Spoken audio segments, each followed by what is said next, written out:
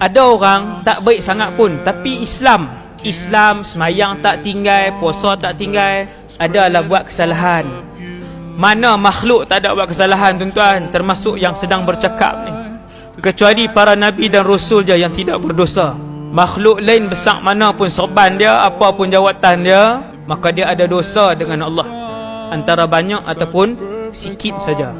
Tuan-tuan sekalian, ada orang dia mati ni kira fasik lah, tapi Islam, dia tak pernah hina Allah, dia tak pernah hina hukum Allah, dia tak pernah tunjuk terang-terang maksiat yang dia buat macam ramai orang hari ni buat. Tak pernah dia nak tunjuk terang-terang, tak pernah.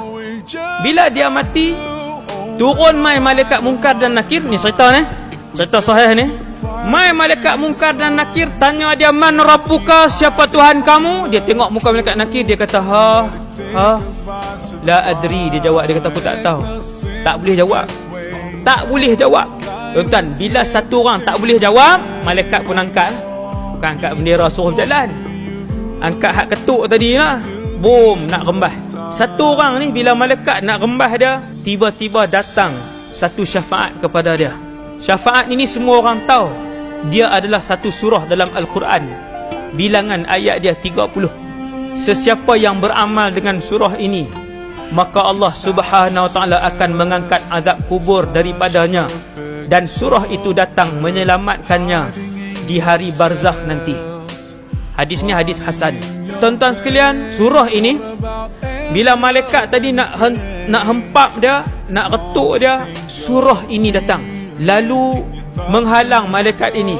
Kata surah ini, kamu tidak boleh memukulnya, kerana Tuhan aku ini, empunya roh ini adalah orang yang selalu membacakan aku ketika hidup dia dulu di atas muka bumi. Satu surah aja, tuan-tuan, yang Allah buat turun, fungsi dia satu aja, yang paling besar lah. Fungsi dia paling besar ialah apabila siapa-siapa yang mengamalkannya, maka surah itu akan menampan dan melindungi orang tu daripada azab kubur. Surah tu mai tahan, dia kata kamu tak boleh pukul dia kerana dia membaca aku. Tuan-tuan, surah lain tak mai, surah lain tak mai. Dia ada, setiap surah ni dia ada kelebihan masing-masing. Surah ni kan.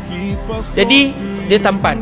Malaikat ni bila tak boleh nak bubuh kawan ni kot kepala, dia nak empuk dah kepala kan, dia pi kot lain, dia pi kot bahagian kaki, surah ni pi kot bahagian kaki. Hadis ni hadis hasan. Surah Al-Mulk, tabarakallazi biyadihil mulk wa huwa ala kulli syai'in qadir. Bila malaikat ni nak hempuk tuan dia di arah kaki, malaikat ni pi arah kaki, malaikat surah ni kata kamu takkan boleh mengapa-apakan dia. Tuan. Kemudian malaikat pi arah lain, dia pi arah lain, malaikat pi arah lain, dia pi arah lain. Begitulah surah ini melindungi tuan yang selalu membacanya ketika hidup di dunia dahulu dengan izin dan arahan daripada Allah Subhanahu Wa Taala. Ramai daripada kita nak tidur pegang handphone sejam, tengok Facebook 20 minit, tengok YouTube, tengok Instagram sejam setengah. Betul lah kali terlena macam tu ya. Kan? Buka apa nama ni, surah Al-Mulk, nak tidur buka baca, nak tidur buka baca, bukan lama pun, buka letak ikut pelan-pelan. Kawan tu baca kan, syekh apa pun, Sa'ad Ramidi ke, buka sambil ikut kita baca tiap-tiap hari. Kalau malas sangat nak baca lepas maghrib, lepas isyak, sebelum tidur buka baca, no? Ikut bacaan tersebut. Moga kita semua mendapat rahmat daripada Allah Subhanahu Wa Taala.